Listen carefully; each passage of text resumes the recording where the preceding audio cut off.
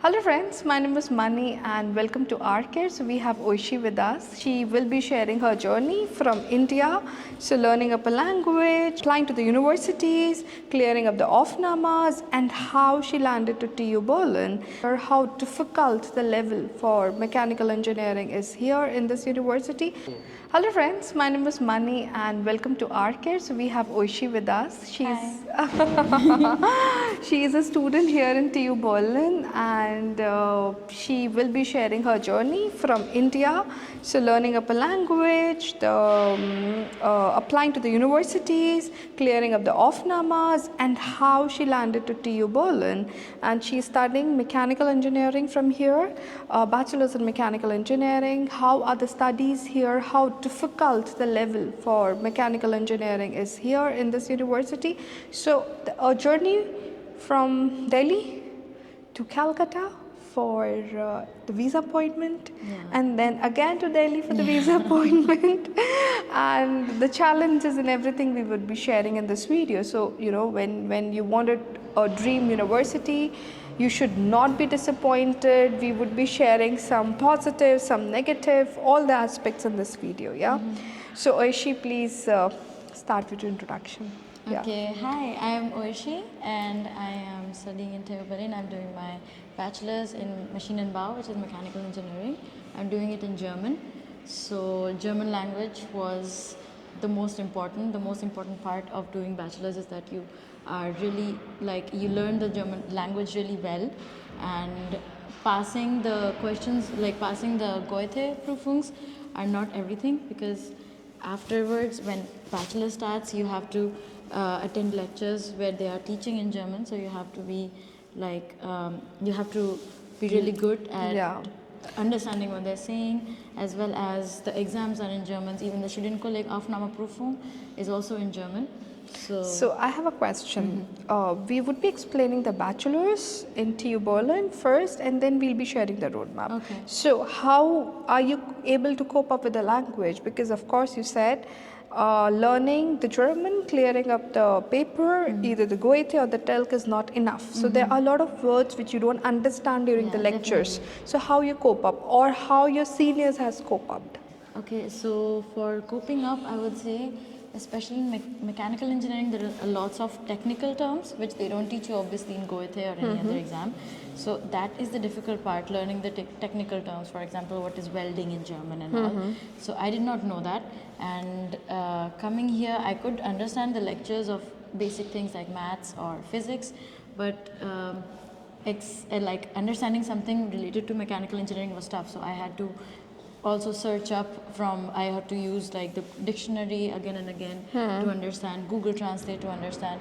I think at one point you get used to it, but in the beginning it's really hard. So I would say for a semester, maybe maximum, it's different. It's difficult. This is what I tell to all my students, whether you are studying in for mechanicals, computer science or Ausbildung, because I've seen this is a challenge for everyone. It's a common challenge altogether. So how many Indians or Asians are studying this course with you? Any idea? Actually, I have seen quite a lot of Asians. I'm very close to some of them. Most of them are from Indonesia and Malaysia, because they did the Studienkolleg together as a group. Indians, except for myself, I've seen 2 or 3. In your batch? In my batch, yeah. But they're not doing mechanical. They're doing computation engineering, or most of the Indians usually go for computer science. Okay. I would ask you, how are the lectures here being managed? What is the work culture, the study culture, and how are you managing your studies along with the social life? Okay. How difficult is it? How easy is it? And what tips would you like to give to the students to manage both of them? Because I've seen that, you're managing everything, and I'm very happy, your social life, your studies, and I think. Yeah. So in the beginning it was tough to manage social life and studies altogether, because here the study plan is really different from what you are used to in India, because here everything is very customizable. Yeah. You can choose what modules you want to take, you can choose when you want to take, you can choose what lectures you want to go in, what you don't want to go in. So means the selection of the courses, the selection of the subjects which will be taken by your choice. So what happens, you can register the subjects which you wanted to clear. So it could Yeah. be 3, it could be 4, it could be 5. And then you can decide which lectures you wanted to attend, which are more important, and which topic you wanted to attend. Yeah, exactly. Right? This is how you customize the Yeah, classes. exactly, yeah. And how is the study culture? So the professors are really cooperative, they really support you, or your seniors support you when you don't understand something. How is it being managed Okay, here? so one thing about the TU is that it's not like a Hochschule. So the classes are very big. The lecture rooms are very, very big. There are thousands of children sitting in one lecture room. The professors themselves are not close to any of the students. What really, when we really need help, we usually go to the seniors. So it's really important to have a good reputation with the seniors and be friends with more seniors.